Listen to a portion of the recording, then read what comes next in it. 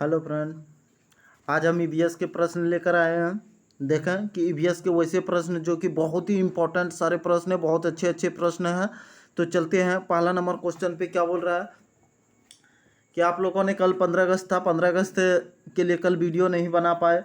आप लोग झंडा फहरा ही लिए होंगे सब कोई, ठीक है, क्योंकि हर घर में झंडा का प्रचलन कर दिया है सरकार ने। तो चलते हैं पहला क्वेश्चन पे कि विद्यालय में मिड डे मील के समय कौन सी सबसे प्रासंगिक है। यानी क्या विद्यालय में मिड डे मील यानी क्या दोपहर का जो खाना देता है, भोजन देता है, कौन सा सबसे अच्छा है, प्रासंगिक है। तो पहला बोल रहा है यह शिक्षण अधिगम के बहुत ही मूल्यवान समय को बर्बाद करता है। नहीं, शिक्षण अधिगम के साथ इसका कोई लेना देना नहीं होता। शिक्षण अधिगम के साथ इसका कोई लेना देना नहीं है, गलत बात। यह ईवीएस शिक्षण अधिगम के लिए एक अच्छा शिक्षण अधिगम का अवसर देता है। यानी कि यह ईवीएस शिक्षण का अधिगम का एक अच्छा क्या करता है, अवसर देता है। यह उन बच्चों के लिए जो विद्यालय में खाली पेट आते हैं। क्या विद्यालय में जो जाता है पढ़ने बच्चा खाली पेट जाता है? नहीं। तो हमारा ऑप्शन नंबर क्या हो जाएगा, 3, ठीक है। कि मिड डे मील जो है 1995 में स्टार्ट किया था केंद्र सरकार ने, ठीक है, ताकि वैसे बच्चे जो कि सब कोई क्या कर सके कि ईवीएस के अधिगम एक अच्छा अधिगम अवसर देता है। और 1995 में ये केंद्र सरकार ने चालू किया था। केंद्र सरकार ने इसलिए के चालू किया कि जैसे हमारे पास 3 सूची है, संघ सूची, ठीक है, राज्य सूची और समवर्ती सूची, ठीक है। ये 3 सूची आता है। तो संघ सूची, राज्य सूची, समवर्ती सूची। तो समवर्ती सूची के अंतर्गत शिक्षा आता है, ठीक है। यानी शिक्षा में कोई भी चीज राज्य सरकार भी कर सकता है, केंद्र सरकार भी कर सकता है, दोनों करेगा, ठीक है। तो इसलिए ये केंद्र सरकार ने 1995 में स्टार्ट किया था। नेक्स्ट क्वेश्चन, पर्यावरण अध्ययन के संदर्भ में बोझ के बिना सीखना क्या बताता है। यानी क्या पर्यावरण अध्ययन जो होता है कि बोझ के बिना सीखना क्या बताता है। ईवीएस पाठ्यक्रम को आधा कम करने की जरूरत है। स्कूल बैग का वजन कम, ईवीएस पाठ्य पुस्तकों में अध्यायों की संख्या की कम संख्या, अबोध का भार कम करने की जरूरत है। तो ये क्या हो जाएगा कि पर्यावरण अध्ययन के संदर्भ में बोझ के बिना सीखना, बोझ ज्यादा बोझा नहीं दे देना है, ठीक है। कि मतलब नहीं होता है कि ज्यादा किताब कॉपी से ही नहीं सीखेगा, ठीक है। तो कि स्कूल बैग का वजन कम कर देना, बोझ के बिना सीखना, स्कूल बैग का वजन कम कर देना, ज्यादा किताब कॉपी उसको नहीं देना, उसको क्या करना है, दिखाना है। जैसे स्कूल में जितना पर्यावरण है और क्या क्या चीज है वो सारे दिखा के उसको समझा देना। तो ऑप्शन नंबर इसका 2 हो जाएगा। नेक्स्ट क्वेश्चन, ईवीएस कक्षा के में समूह में सीखने का क्या उद्देश्य है। यानी समूह में सीखेगा बच्चा, ठीक है। छात्रों को आसानी से प्रतिबंधित करना और वर्कलोड को कम करना। लड़के और लड़कियों को अलग अलग सीख सकते हैं। कम और उच्च प्रदर्शन करने वाले छात्रों को अलग अलग अलग करना और उपचारात्मक शिक्षण देना। सहयोग के मूल्यों को लागू करने और एक साथ काम करने के लिए प्रत्येक बच्चों को सक्रिय रूप से भाग लेने और सीखने के सक्षम बनाना। तो क्या बोल रहा है कि स्कूल समूह में सीखना, समूह में सीखने के लिए क्या हो जाएगा कि सहयोग के मूल्यों को लागू करने और एक साथ काम करने के लिए प्रत्येक बच्चों को सक्रिय रूप से भाग लेने और सीखने के सक्षम बनाना। तो ऑप्शन नंबर हमारा 4 हो जाएगा। बाकी ये जैसे कम और उच्च प्रदर्शन वाले छात्रों को अलग अलग उपचारात्मक शिक्षक देना, ये नहीं होगा। लड़के लड़कियों को ये भी नहीं होगा। छात्रों को आसानी से प्रतिबंधित करना, ये भी नहीं होगा। तो ऑप्शन नंबर 4 हो जाएगा। अगला नेक्स्ट क्वेश्चन है, बहुत ही अच्छा क्वेश्चन है। अब बाला का पूर्ण रूप क्या है, ठीक है। बाला का पूर्ण रूप क्या है। ब्रेल सहायक प्राप्त अधिगम आकलन। यानी बाला का पहले फुल फॉर्म क्या होता है, तो ब्यूल्डिंग, ठीक है, ब्यूल्डिंग एस लर्निंग एड, ठीक है। बाला बिल्डिंग एस लर्निंग एड, ठीक है। बाला का फुल फॉर्म यही होता है। यानी क्या कि देखा, building as learning aid, braille सहायक प्राप्त अधिगम आकलन, ये तो नहीं होगा। मस्तिष्क सहायक प्राप्त अधिगम असाइनमेंट, ये भी नहीं होगा। अधिगम सहायक के रूप में ब्रेल, ये भी नहीं होगा। अधिगम सहायक के रूप में building as learning aid, building, ठीक है, बिल्डिंग, ठीक है। तो ऑप्शन नंबर 4। नेक्स्ट क्वेश्चन, वैकल्पिक ढांचे का क्या अर्थ है, वैकल्पिक ढांचे का क्या अर्थ है, हमको ऐसा पूछ रहा है। ठीक है, तो देखा सभी विचार जो दृढ़ता से बच्चों द्वारा अर्जित किए जाते हैं, यानी सभी विचार जो दृढ़ता से बच्चों द्वारा अर्जित किए जाते हैं, नहीं। ठीक है, ये खत्म। विभिन्न भौतिक घटनाओं का पाठ्य पुस्तक स्पष्टीकरण, ये भी नहीं। विचार जो अवधारणाओं के औपचारिक रूप से स्वीकृत स्पष्टीकरण अलग है। यानी क्या बोल रहा है कि विचार जो, ठीक है, विचार जो अवधारणाओं का औपचारिक रूप से स्वीकृत, तो ये क्या हो जाएगा ऑप्शन नंबर 3, वर्तमान में वैज्ञानिक और सामाजिक वैज्ञानिकों में आयोजित करना, ये भी नहीं होगा। यानी ढांचे बोल रहा है कि ढांचा का अर्थ क्या है कि वह विचार जो अवधारणाओं के औपचारिक रूप से स्वीकृत स्पष्टीकरण से अलग हो। ठीक है, ये कि विचार जो अवधारणाओं के औपचारिक रूप से अलग हो, यही कि देखा कि ये जो ढांचा बोल रहा है, तो ढांचा शब्द का सर्वप्रथम प्रयोग कौन, तो ड्राइवर और इसले द्वारा। ठीक है, ड्राइवर और इसले, ठीक है, EASLEY, इसले द्वारा कब, तो 1978 में किया था। ठीक है, इसका प्रयोग कि ढांचा बच्चों को स्वतंत्र रूप से क्या करेगा, वैज्ञानिक तरीके से सोचने के लिए, ठीक है, अवसर देना, बच्चों को स्वतंत्र रूप से बच्चों को अवसर देना। तो यही ड्राइवर और इसलिए ने 1978 में ये ढांचा शब्द का प्रयोग किया है। नेक्स्ट क्वेश्चन चलते हैं। महिलाएं पुरुषों की तुलना में कमजोर है, या एक क्या है, अंधविश्वास, मिथक, वैज्ञानिक तथ्य, रूढ़िबद्ध धारणा। तो क्या है कि महिलाएं जो है पुरुषों की तुलना में कमजोर है, या एक रूढ़िबद्ध धारणा है। ठीक है, रूढ़िबद्ध धारणा क्या कि जैसे क्या कि नहीं होता है कि महिलाएं जो है पुरुष की तुलना में कमजोर है, ऐसा मतलब समाज में आ गया। ठीक है, कि नहीं ये काम सिर्फ पुरुष ही कर सकता है, महिलाएं नहीं कर सकती है। ठीक है, ऐसा एक रूढ़िबद्ध धारणा ला दिया है। ठीक है, लेकिन अब जो महिला जो है ना पढ़ रहा है, आगे बढ़ चढ़कर हिस्सा ले रहा है, तो वो आज समाज में नाम ही कर रहा है। अगला क्वेश्चन, भारत में बिहार के सापेक्ष जम्मू कश्मीर और गोवा की स्थिति क्या है। यानी क्या भारत में बिहार के सापेक्ष जम्मू कश्मीर और गोवा की स्थिति क्या है। तो आप भारत का नक्शा आप सबसे पहले देख ले।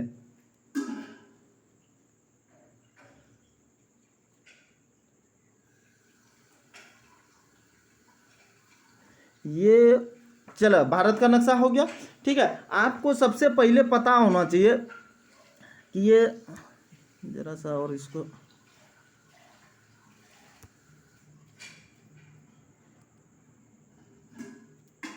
चल हो गया। तो आपको सबसे पहले क्या पता होना चाहिए, हमको क्या बोल रहा है कि भारत में बिहार के सापेक्ष, आपको पता है बिहार कहाँ पे है, तो बिहार मेरा इस जगह पे है, बिहार यहाँ पे बिहार हो गया, इसके बगल में झारखंड हो गया। ठीक है, तो ये बिहार हो गया। उसके बाद जम्मू कश्मीर और गोवा, जम्मू कश्मीर तो सब जान रहे हैं कि यहाँ पे मेरा क्या है, जम्मू कश्मीर, ये जम्मू कश्मीर हो गया। ठीक है, जरा सा इसी जगह से होगा। ठीक है, ये जम्मू कश्मीर हो गया, यहाँ पे हिमाचल हो जाएगा, ये जम्मू कश्मीर हो गया। ठीक है, उसके बाद गोवा की स्थिति पिछले वीडियो में भी बताए थे कि गोवा मेरा कहाँ आ जाता है, पश्चिमी तट पे, तो गोवा यहाँ पे आ गया, गोवा, ये गोवा आ गया मेरा। ठीक है, अब क्या बोल रहा है कि क्या है, दक्षिण पश्चिम और उत्तर पूर्व। तो हम सबसे पहले पूरब पश्चिम करेंगे। तो अगर हम यहाँ से, हम पिछले वीडियो में बार बार बताएं ये चीज़ को, अगर ऐसा लाइन खींचते हैं, ये लाइन खींचते हैं, ठीक है, तो ये मेरा क्या हो जाएगा, पूरब, ये क्या हो जाएगा, पश्चिम, ये क्या हो जाएगा, उत्तर, ये क्या होगा, दक्षिण। तो देखा कि यहाँ पे उत्तर हो रहा है और यहाँ पे मेरा क्या आ रहा है कि जम्मू कश्मीर यहाँ पे आ रहा है। ठीक है, और गोवा पे कहाँ आ रहा है, यहाँ पे गोवा आ रहा है। चलो कलर को चेंज कर देते हैं जरा सा। ठीक है, यहाँ पे जम्मू कश्मीर आ गया और यहाँ पे गोवा आ गया। ठीक, अब बताएं कि ये तो पूरब था मेरा, ये पश्चिम है, ये उत्तर है, ये दक्षिण है। ठीक, अब ये कोना पे है ना मेरा गोवा, तो ये पश्चिम और दक्षिण, गोवा कहाँ आ गया, तो पश्चिम और दक्षिण। चलो हो गया। ये जम्मू कश्मीर है, तो ये भाग पश्चिम लकीर हो गया, ये पूरब हो गया, तो ये इसके बीच में है। ठीक है, यहाँ पे है, यहाँ पे इसके बीच में, तो ये पश्चिम और ये उत्तर है, यानी पश्चिम और उत्तर। अब ऑप्शन देखते हैं, पश्चिम दक्षिण पश्चिम उत्तर, कौन सा है, देखा कि दक्षिण पश्चिम उत्तर, ये पूरब दे दिया, ये तो नहीं है। पूरब और पश्चिम, पूरब का तो कोई चर्चा कहीं नहीं होगा, पूरब इसमें भी है। उत्तर पश्चिम, उत्तर पश्चिम ये था, उत्तर पश्चिम देखे, उत्तर पश्चिम ये हो रहा है, और दक्षिण पश्चिम ये दक्षिण पश्चिम हो रहा है यहाँ पे। तो बस ऑप्शन नंबर 4 समझ में आ गया। नेक्स्ट क्वेश्चन, वाष्पीकरण की प्रक्रिया निम्नलिखित में से किस स्थिति में सबसे धीमी होगी, यानी क्या कौन सा धीमी होगा। ठीक है, सतह क्षेत्र और तापमान दोनों में कमी, सतह क्षेत्र और तापमान दोनों में वृद्धि, सतह क्षेत्र बढ़ता है लेकिन तापमान घटता है, सतह क्षेत्र घटता है लेकिन तापमान बढ़ता है। तो क्या होगा कि वाष्पीकरण की प्रक्रिया किस स्थिति में सबसे धीमा होगा। तो सतह क्षेत्र और तापमान दोनों में कमी, सतह क्षेत्र और तापमान दोनों में कमी। आप मान के चले कि एक कपड़ा को सुखा रहे हैं, ठीक है, उदाहरण के तौर पर एक कपड़ा को सुखा रहे हैं, अगर सतह क्षेत्र उसको फैला देते हैं तो वो क्या होता है कि जल्दी सूख जाता है। अगर उसको एक जगह इकट्ठा करके रख दे देंगे धूप में, क्या वो जल्दी सूखेगा क्या, नहीं। तो सतह क्षेत्र और तापमान दोनों में कमी, तो ऑप्शन नंबर 1। स्थानों, दूरियों और दिशाओं के सापेक्ष स्थिति को समझने की क्षमता है। नेक्स्ट क्वेश्चन क्या है कि स्थानों, दूरियों और दिशाओं के सापेक्ष स्थिति को समझने की क्षमता है कौन। तो ग्राफिक कौशल, दिशात्मक कौशल, चित्रण कौशल, स्थिति कौशल। तो क्या हो जाएगा इसमें, चित्रण कौशल। ठीक है, कि कोई भी चीज को, स्थान को अगर समझ रहे हैं, ठीक है, कि दूरी को देख रहे हैं, स्थान को समझ रहे, तो वो क्या हो जाएगा, चित्रण कौशल। चित्र जैसे मैप देखते हैं ना, तो चित्र के हिसाब से ही ना देखते हैं हम। ठीक है, मैप जैसे जो भारत का नक्शा है उसमें देखे कि ये स्थान कहाँ पे है, ये स्थान कहाँ है, दूरी कौन सा दिशा में, अभी तुरंत जैसे भारत का नक्शा में देखे कौन सा दिशा में है, तो चित्र के अनुसार चित्रण कौशल। नेक्स्ट क्वेश्चन चलते हैं, किस राष्ट्रीय पाठ्यचर्या फ्रेमवर्क एनसीएफ ने, ठीक है, फ्रेमवर्क एनसीएफ ने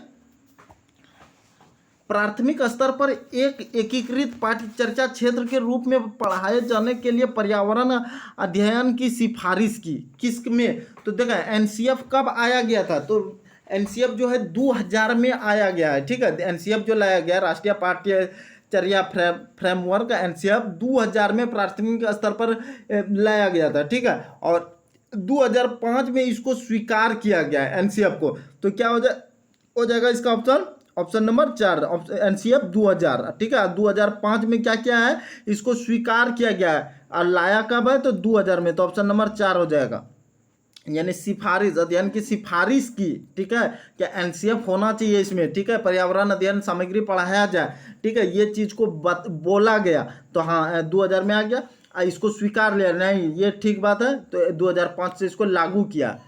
अगला क्वेश्चन, भारत के किस क्षेत्र में स्थानीय खेती करने का प्रचलन है, स्थानांतरित खेती करने का प्रचलन है। स्थानांतरित खेती समझ रहे हैं क्या होता है। स्थानांतरित खेती होता है कि जैसे एक जगह पे नहीं रहना। ठीक है, जैसे आज थोड़ा दिन यहाँ करना, कल फिर मतलब नहीं होता, थोड़े दिन बाद झूम खेती जिसको कहते हैं, घुमंतू खेती, जो भी आप बोल सकते हैं, कि थोड़ा दिन यहाँ खेती करेगा, यहाँ का जंगल काट लिया और फिर यहाँ से चल गया, खेती कर लिया, यहाँ पे जैसे देखा कि पैदावार कम होने लगा तो यहाँ से छोड़ छाड़ के चल गया, फिर दूसरे जगह जाके जंगल काटेगा और फिर वहाँ जाके खेती करेगा। तो यही है कि ये यहाँ गया, फिर यहाँ आएगा, फिर यहाँ आएगा, फिर यहाँ आएगा, फिर यहाँ आएगा, घूमते घूमते कभी न कभी यहाँ आ जाएगा। तो यही है घुमंतू खेती या स्थानांतरित खेती, एक स्थान से दूसरे स्थान, दूसरे से तीसरे, फिर इधर, फिर कभी न कभी यहाँ आ जाएगा, फिर कभी यहाँ इस पे आ गया। ठीक है, यानी घूमते घूमते खेती करते हुए आना। तो मेरा ये कौन सा हो जाएगा, तो भारत के में किस क्षेत्र में स्थानांतरित खेती, तो देखा कौन सा, ये भारत का नक्शा जो ऐसा होता है। ठीक है, ये वाला जो भाग है, ये वाला, ठीक है, यहाँ पे होता है। तो ये क्या हो जाएगा कि भारत का नक्शा में ऐसा देख लें। ठीक है, ये वाला भाग, ठीक है, तो ये यहाँ से अगर लाइन ऐसे खींचते हैं तो ये क्या हो जाता है, पूरब, ये पश्चिम, ये उत्तर, ये दक्षिण। तो ये पूरब और उत्तर, ठीक है, ये पूरब और उत्तर ये वाला भाग में होता है। उत्तर पूर्व क्षेत्र में, उत्तर पूर्व क्षेत्र में कौन सा है, दक्षिण पूर्वी क्षेत्र में, दक्षिणी क्षेत्र में, उत्तर पूर्व क्षेत्र में। Option number 2। नक्शा वाला क्वेश्चन पूछता है, आप पिछले के बार बार हम बता देते हैं ताकि आपको समझ में हर क्वेश्चन में आ जाए। अगला क्वेश्चन चलते हैं, क्या बोल रहा है कि नदी बांधों से उत्पन्न जल विद्युत के लिए निम्नलिखित में से कौन सा कथन सत्य नहीं है। बांध स्वदेशी लोगों के लिए अपनी नदी के जीवन रेखाओं से अलग करते हैं, ये सही है। ठीक है, सत्य नहीं हमसे पूछ रहा है। बांध टिकाऊ विकास को प्रोत्साहित करता है, यह पानी या हवा को प्रदूषित नहीं करता है। पानी और हवा को प्रदूषित तो भाई नहीं कर रहा है, सही बात है। जल विद्युत सुविधाओं को बड़े पर्यावरणीय प्रभाव हो सकते हैं, हो सकता है। तो क्या बोल रहे हैं कि कौन सा सत्य नहीं है, तो बांध टिकाऊ विकास को प्रोत्साहित करता है। कोई भी चीज टिकाऊ है तो उसको क्या बांध ही प्रोत्साहित कर रहा है क्या, तो यही तो बात सही नहीं है। तो ऑप्शन नंबर मेरा कौन सा हो जाएगा, 2। अगला क्वेश्चन, निम्नलिखित में से कौन सा ग्रीन हाउस गैस है। ग्रीन हाउस गैस है, तो ग्रीन हाउस गैस आपको समझना है, जलवाष्प ये है, कार्बन डाइऑक्साइड ये भी है, मीथेन ये भी है। तो ऑप्शन नंबर हमारा क्या हो जाएगा, ये सभी। ठीक है, ये सभी ग्रीन हाउस गैस जो होता है, carbon dioxide, nitrous oxide, methane, chlorofluorocarbon और जलवाष्प, ये सब जितने जो होता है ग्रीन हाउस गैस होता है। ठीक है, तो ये हमारा इसमें अभी जलवाष्प, मीथेन, कार्बन डाइऑक्साइड, क्लोरोफ्लोरो भी कहीं दिया रहेगा। ठीक है, CFC यानी क्लोरोफ्लोरोकार्बन। ठीक है, तो ये सारे जितने होता है ये तो बहुत जहरीला गैस है, तो इसमें क्या बोल रहा है, ग्रीन हाउस गैस ये सभी हो जाएगा। नेक्स्ट क्वेश्चन, भारत में ठंडे रेगिस्तान मानसून से प्रभावित नहीं क्यों नहीं होते। ठंडे रेगिस्तान बहुत ऊंचाई पर है, यानी क्या, जो ठंडे रेगिस्तान मानसून से प्रभावित क्यों नहीं होता, तो ठंडे रेगिस्तान बहुत ऊंचाई पर है, सही बात है। ठंडे रेगिस्तान में गर्मियां और बेहद ठंडी सर्दियां होती है, नहीं। ठंडे रेगिस्तान हिमालय की वृष्टि छाया में होते हैं, ठीक। ठंडे रेगिस्तान में हवा बहुत पतली कम होती है, नहीं। तो हमारा ऑप्शन 1 और 3 दोनों सही हो रहा है। ठीक है, भारत में ठंडे रेगिस्तान मानसून को से प्रभावित क्यों नहीं होता, तो ठंडे रेगिस्तान बहुत ऊंचाई पर है और ठंडे रेगिस्तान हिमालय की वृष्टि छाया में है। तो इसमें से अब 2 में से दोनों सही है, 1 भी सही है, 3 भी सही है, लेकिन ज़्यादा कौन सा सही है। अगर कोई रेगिस्तान बहुत ऊंचाई पर है, कोई जरूरी नहीं कि ठंडे रेगिस्तान, लेकिन अगर वो किसमें, हिमालय की छाया में है, तो वो ज़्यादा प्रभावित है। ठीक है, इसलिए का ऑप्शन नंबर हमारा 3 सही हो जाएगा। नेक्स्ट क्वेश्चन चलते हैं, ताजमहल में पीले होने के कारण निम्नलिखित में से कौन सा कारक जिम्मेवार है। Chlorine, nitrous oxide, nitrogen dioxide, sulphur dioxide, sulphur. तो क्या हो जाएगा, सल्फर डाइऑक्साइड हो जाएगा, कि ताजमहल जो है पीला होने का कारण क्या होता है, सल्फर डाइऑक्साइड। कभी कभी अम्लीय वर्षा जो होता है उससे भी प्रभावित होता है। तो ये जैसे सल्फर डाइऑक्साइड क्या होता है कि जो होता है ना, विषैले गैस उत्पन्न होने की वजह से। तो ऐसा बोला गया है कि आगरा जो है, ताजमहल जो है आगरा में, तो उसके बगल थोड़ा सा दूरी पे है मथुरा। ठीक है, अब मथुरा में जैसे कि ना होता है कि बहुत बड़ा कंपनी वगैरह जो है, तो कंपनी से जो गैस निकल रहा है उसके माध्यम से ये प्रभावित हो रहा है। तो अब क्या कर रहा है कि ताजमहल के मतलब कि बगल में दूरी पे उसको क्या कर रहा है कि बहुत अच्छा स्वच्छ वातावरण बनाने की कोशिश कर रहा है, पेड़ पौधा को लगा के रखा है। ठीक है, नेक्स्ट क्वेश्चन चलते हैं, गोलकुंडा किला किसने बनवाया था। तो गोलकुंडा किला किसने बनवाया था, पल्लव राजवंश, चोल राजवंश, चालुक्य राजवंश, काकतीय राजवंश। तो ये क्या हो जाएगा कि काकतीय राजवंश ने गोलकुंडा किला बनवाया था। ठीक है, ये कहाँ पे है, तो हैदराबाद में है। ठीक है, गोलकुंडा किला कहाँ स्थित है, तो हैदराबाद में, और ये काकतीय राजवंश ने ये बनवाया था। अगला क्वेश्चन, 15 ग्राम मिलीलीटर घनत्व और 3 मिलीलीटर आयतन किसी वस्तु का द्रव्यमान क्या होगा। किसी वस्तु का द्रव्यमान क्या होगा, हमसे क्या पूछ रहा है, द्रव्यमान। तो आपको पता होना चाहिए कि हमको दे दिया घनत्व 15 लीटर, आयतन इतना, द्रव्यमान। तो हम सूत्र जानते हैं क्या, घनत्व बराबर क्या होता है, घनत्व बराबर द्रव्यमान बटे आयतन। ठीक है, घनत्व बराबर सूत्र ही क्या होता है, द्रव्यमान बटे आयतन। हमको दिया क्या है, घनत्व ही दे दिया और आयतन दे दिया है, द्रव्यमान नहीं दिया है। द्रव्यमान निकालने बोल रहा है, तो द्रव्यमान जैसे हम निकालेंगे, द्रव्यमान बराबर क्या हो जाएगा, तो यहाँ कुछ नहीं तो 1 कोना कोनी गुना, तो द्रव्यमान घनत्व गुनी आयतन हो जाएगा। द्रव्यमान बराबर घनत्व गुनी आयतन हो गया। ठीक है, घनत्व गुनी आयतन, घनत्व मेरा कितना है, तो घनत्व 15 मिलीग्राम प्रति मिलीलीटर दिया है, तो 15 गुना आयतन कितना दिया है 3, तो 3 15 45 ग्राम। तो 45 ग्राम कौन सा ऑप्शन में, ऑप्शन नंबर 3 में। ठीक है, समझ में आ गया कि ये सूत्र है घनत्व बराबर द्रव्यमान बटे आयतन। अब हमको निकालने बोल रहे हैं द्रव्यमान, तो द्रव्यमान बराबर ये कोना कोनी गुना हो गया, तो घनत्व गुने आयतन, घनत्व गुने आयतन लिख दिए। तो घनत्व दिया है 15, आयतन दिया है 3, 15 45, तो द्रव्यमान बराबर 45 हो गया आंसर। अगला क्वेश्चन है, चलते हैं।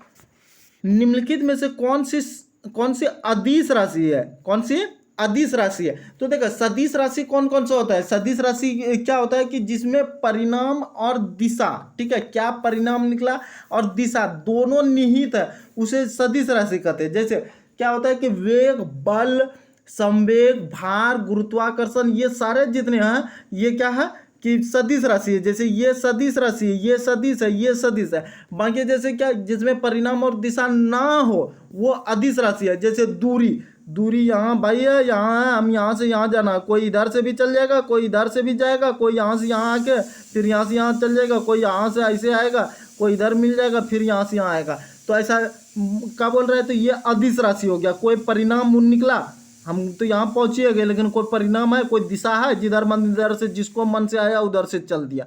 ठीक है, फिर चाल है, कोई चल रहा है इधर से, कोई इधर से चाल, कोई स्पीड से गया, कोई धीरे धीरे गया, कोई पैदल गया, कोई मोटरसाइकिल से, तो चाल, दिशा, ये सब क्या हो जाएगा। फिर द्रव्यमान है, तो ये द्रव्यमान क्या हो जाएगा, अदिश राशि, इसमें कोई परिणाम और दिशा नहीं है। ठीक है, तो ये अदिश राशि हो जाएगा। नेक्स्ट क्वेश्चन क्या बोल रहे हैं, एक ऐसी वस्तु जिसमें से कोई प्रकाश किरण गुजर नहीं सकती कहलाती है उत्तल, अपारदर्शी, पारभासी, पारदर्शी। तो क्या बोल रहा है कि उत्तल, क्या इसमें प्रकाश गुजर नहीं सकता, ये गुजर सकता है। पारभासी, इसमें भी गुजर सकता है। पारदर्शी, इसमें भी प्रकाश गुजर जाएगा। पारभासी मतलब हल्का हल्का प्रकाश निकलेगा, लेकिन अपारदर्शी कटियोटा प्रकाश नहीं। जैसे लकड़ी का गुटका ले लेंगे, दीवार ले लेंगे, तो क्या कटियोटा उसमें का गुजरेगा, क्या एक जरा भी नहीं गुजरेगा। तो ऑप्शन नंबर हमारा क्या हो जाएगा,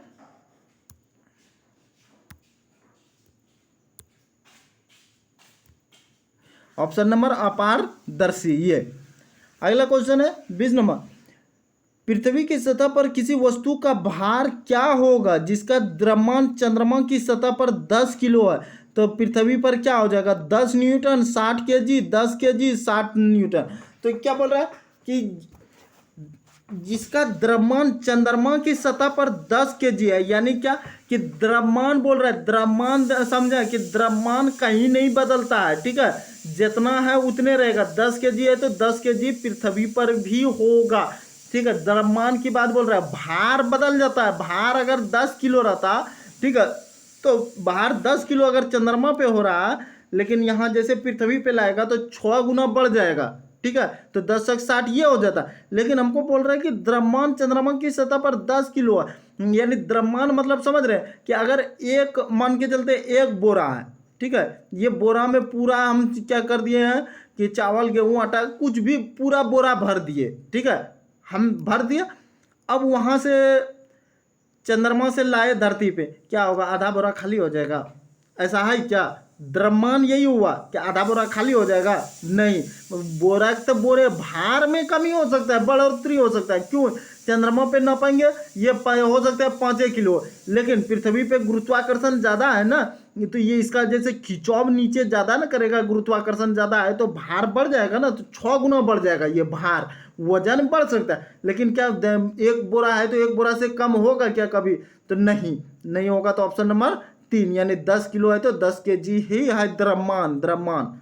ठीक है, जय हिंद, जय भारत दोस्तों। तो आज हम ईवीएस के जो भी क्वेश्चन लेकर आए थे बहुत ही इम्पोर्टेंट क्वेश्चन था। आप जुड़े रहेंगे हमारे चैनल के साथ। नेक्स्ट वीडियो लेकर अब आते हैं।